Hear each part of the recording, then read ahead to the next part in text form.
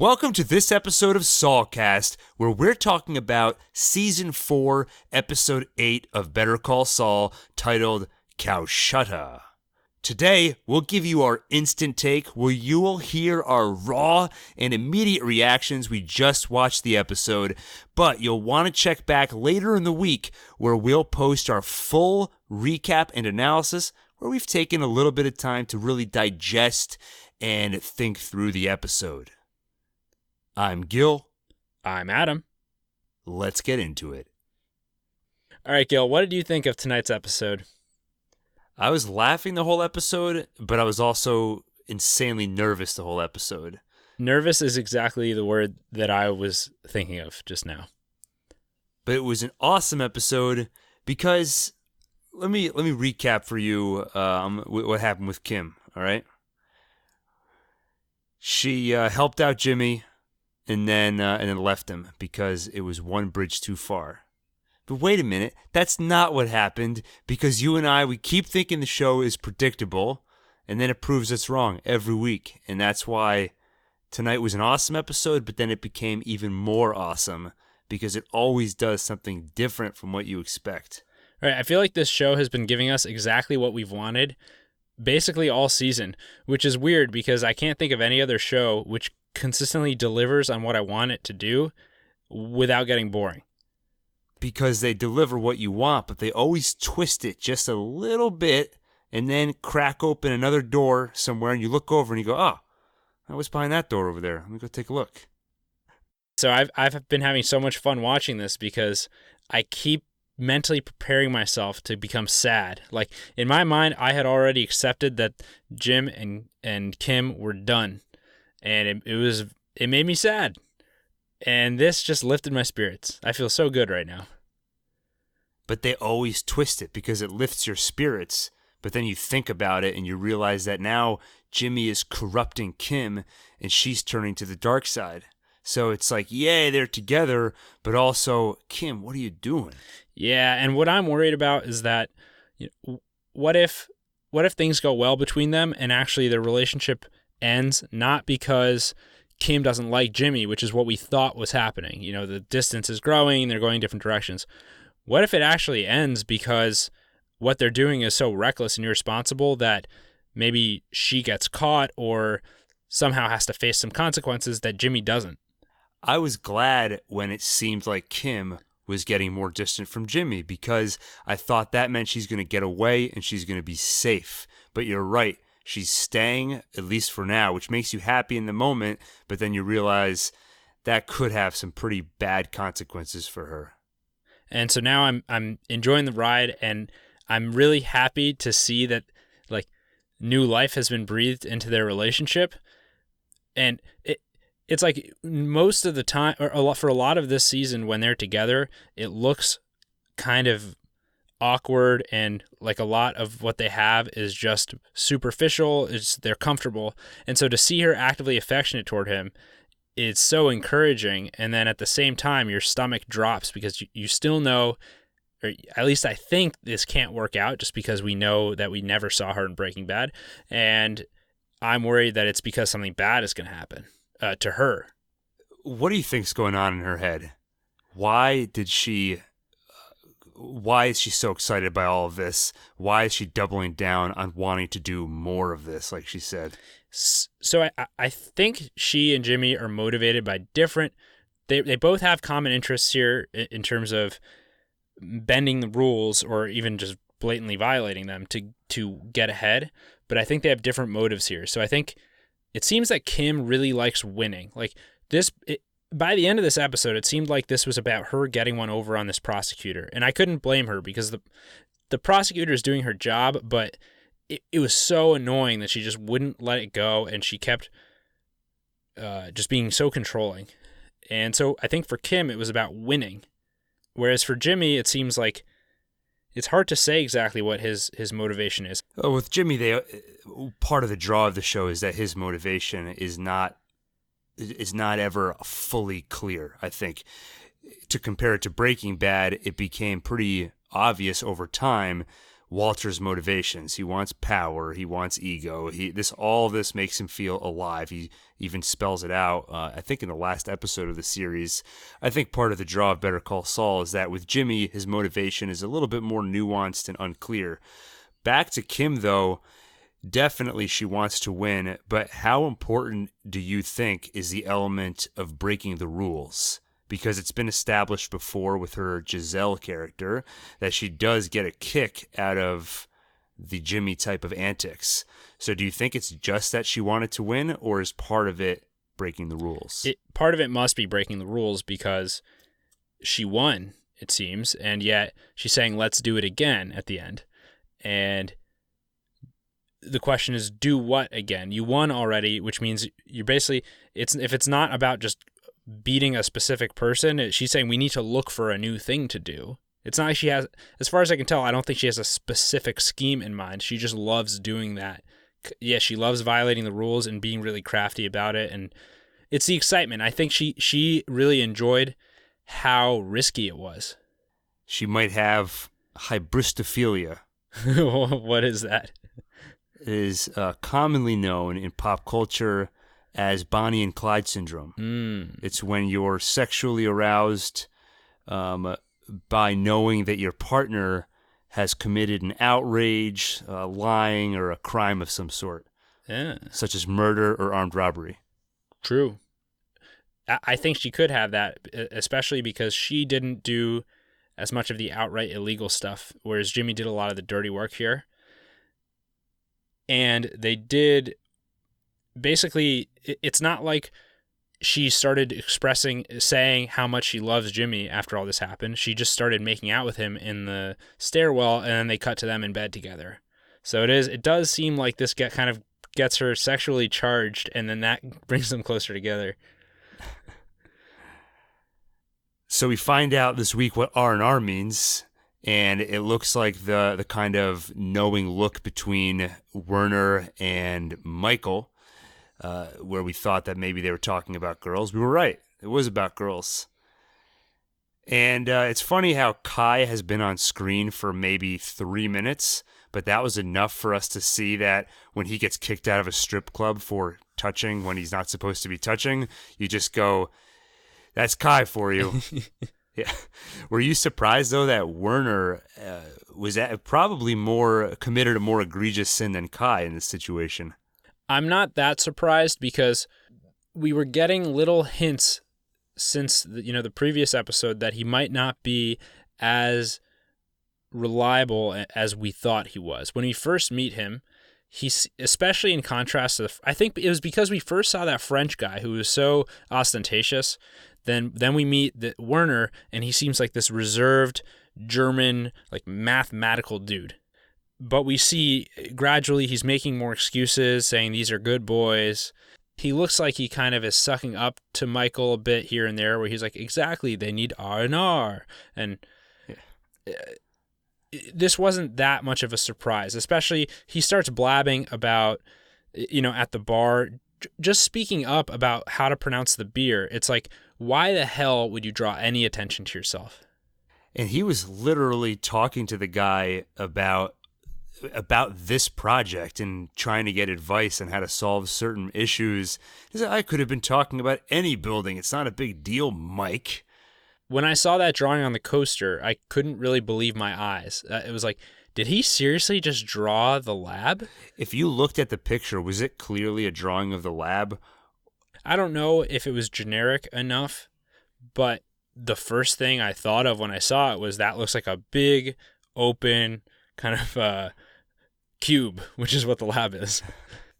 The guy he was talking to also had a sort of squeaky, high-pitched voice, and for a second I thought that it might be a Badger cameo. I wouldn't have minded. That would have been problem hilarious. is I always forget the timeline, and Badger would have been like 11 or 12 probably. Knowing Yeah. Badger, I could see him at a bar at age 12. This episode, just in time for Halloween, Nacho has risen from the dead, and he's not the same. He's got an edge to him. Yeah, and he apparently made a lot of money.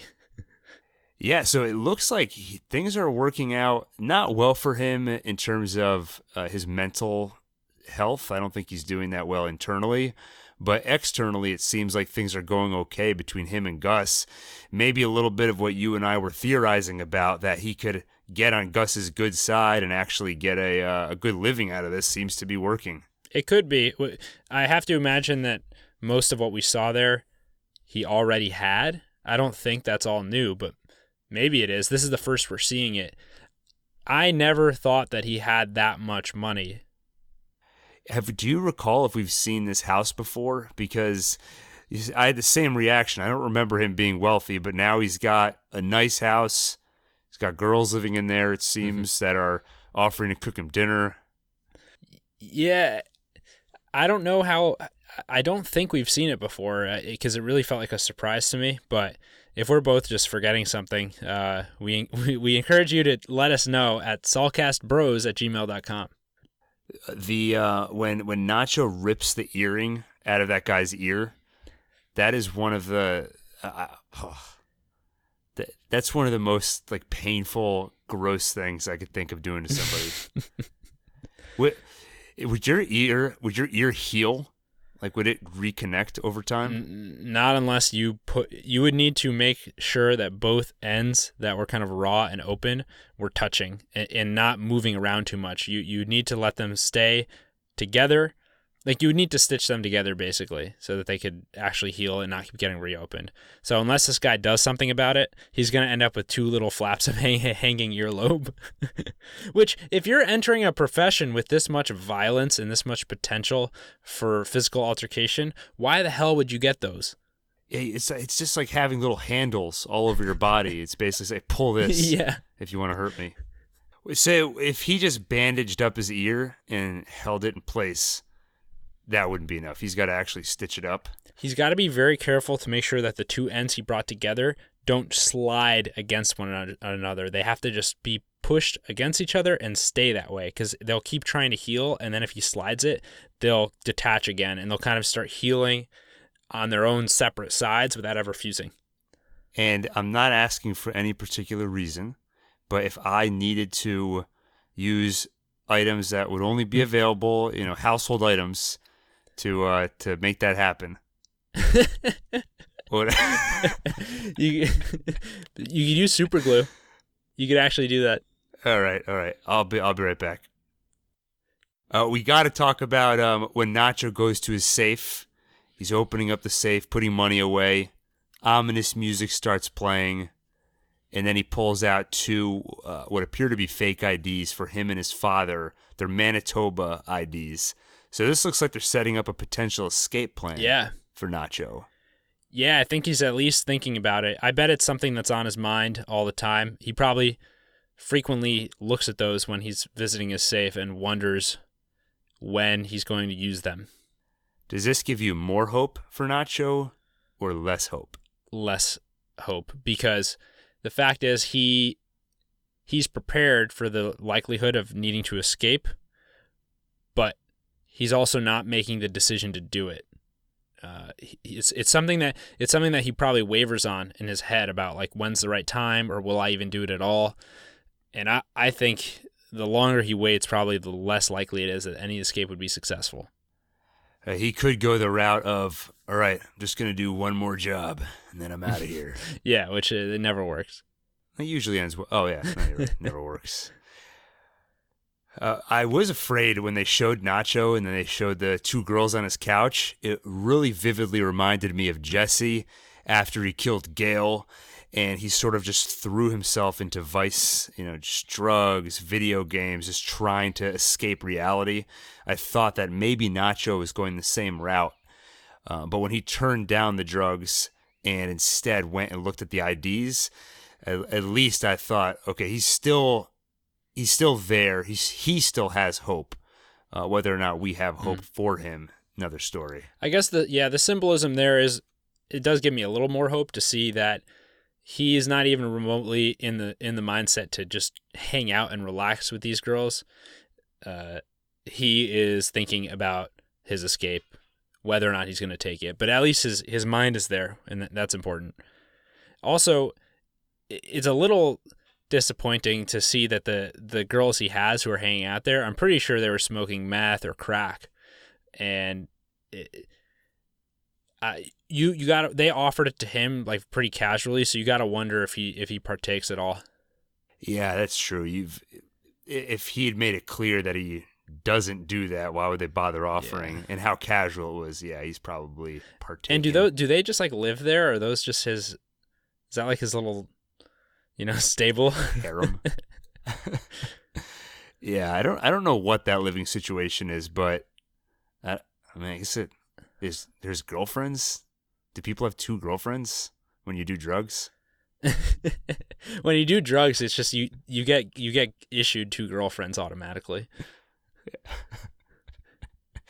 Next time you see me, I'm gonna have a split earlobe and just some crack pipes. But at least you'll have 2 girls. Yeah. It's not working. Where are the girls? You were smoking it wrong. Eduardo. Who's that? Who is Eduardo? He just showed up at the end there. Oh, right. Yeah. I mean, it seemed like when Nacho came back to the store, Crazy 8 looked very uncomfortable and he kind of gestured. So it made it seem like he was being held at gunpoint or hostage in some way. And then Eduardo's in the kitchen. And he's got something to do with... He's a Salamanca, and he seems very obnoxious, and he seems like he's going to cause trouble. Yeah, and it's... I never feel comfortable watching this show or Breaking Bad when I see someone looking so cheery and smiling and in good spirits. Usually it's because they're evil. Especially if they're cooking, as we learned from Gus last episode. Oh, he offers Nacho a plate of food, and he said it's apparently really good, and he says, "Oh, you're gonna die," with this big smirk on his face. He knows what he's doing, right? Yeah, but who do you think put him there? I mean, Hector couldn't have arranged this, and we don't know much about other Salamancas. It could be Tuco, but Tuco's so unstable and crazy that I don't know that it would even occur to him to do something like this. My immediate impression was that he's a Salamanca who caught wind of what happened to Hector, and then he saw this as an opportunity for him to come in and sort of take over. Right. It just feels like too much time has passed for that. Or maybe that wasn't, because it's been a few months now, right? But maybe for some reason this is the right time. That he heard that Hector was down and out, so he thought, okay, at a certain point I'm going to have an opportunity to come in and run things, and maybe for some reason this is that time. Yeah, so maybe this is less of someone, maybe this is less like another Salamanca assigned him to do this, and more that this is a power play. He sees a vacuum and an opportunity, and this is kind of like, a hereditary thing, or it's like royalty, where he could be like the next in line to. It makes more sense for him to run the Salamanca business than it does for Nacho and Crazy 8. Yeah, for some reason I just kept thinking, in my head, Eduardo is Hector's little brother. I don't know. There looked like an age discrepancy, but who knows? Yeah, little brother, like much younger, like 17 years. Yeah, I mean, it's possible. Speaking of people who are mysterious, with Crazy 8, one thing we know about him from Breaking Bad is Hank at one point referenced him as an informant for the DEA. And I don't think he was a full-on informant, but I think he would usually snitch on his enemies, and he would give them a lot of information. And we don't know if he's doing that at this point, but I kind of got the sense that he is kind of sketchy here, because the way he made sure to reassure Nacho, oh yeah, you did the right thing. You had to do that when he ripped the earring out of that guy, and then Nacho goes, so why didn't you do it? It kind of, if you look at that through the lens that he's sort of with the DEA, or he's at least kind of an informant of some sort, it sort of makes sense that he wouldn't do that himself, because he's more there to try to gather information. Well, he's not just an informant. What he would do is inform on his enemies so they get taken out, and then he would actually take their customers. So he was a huge scumbag. But that also tells me if he plans to be in the business, he might not be hesitant for the purposes of staying under the radar and remaining an informant. Because I think he uses being an informant as a tool to improve his drug business. So that might literally just be him being a bit green and it doesn't have that hard edge yet. I do think that he acts somewhat reserved, and part of that is because we know that eventually he goes solo and becomes his own, drug dealer. So he might just be kind of reserved because he's thinking about his future plans. He is not all in invested in the Salamancas. He knows that he wants to go out on his own eventually. He has ambitions. Well, we all know his ambitions kind of go down the drain, if you know what I mean. Bathtub, acid, stew, Crazy 8 stew. Yum. Thanks for listening to this. Oh, wait a minute. There was something I wanted to do. In this episode, when they're reading, when the prosecutor is reading letters for Huel, one of them has a phone number and she read it out loud. I thought we could try calling it and see if it actually does anything. I love that idea. Wait. What are we going to say if someone answers? I don't know. I'll wing it. All right. I trust you. I'll do a Louisiana accent. I got crawdads in my pants. There's crawdads in my pants. What is a crawdad? I think it's like a shrimp. 1945. It's like a little shrimp. All right, we're dialing. It's our first ever live phone call. Your call cannot be completed as dialed. Please check the number and dial again. Disappointment. No es posible realizar la llamada. Should I just try calling some other random number just so we can have something? We could call someone in Louisiana and just ask them how to pronounce the name of this episode. Back when the show 24 was on, years ago, they had something similar where a phone number, sometimes when a cell phone rang, you could just see the phone number on the screen. And it turned out that the cast of the show had a cell phone with that number and they would just pass it around. So if you called the number, there was a chance you could get through. And I became obsessed with this. My Friday night would be I would sit down at my computer at 8 p.m. and I would call over and over and over for hours. And one time at around like 2:30 in the morning, I actually got through and I forget the name of the actress, but she played Michelle on the show. It's Tony Almeida's wife or girlfriend. And I was so tired that I think I came off as kind of like grouchy. So I was like, hey, how's it going? And she's like, hi, what's going on? And I was like, what's up? She's like, are you like mad at me or something? And I was like, no. And then another guy took the phone away from her. He was the one who played the Secretary of State, I think. And he was like, how did you get this number? And I was like, I got it on the internet. And then he hung up on me.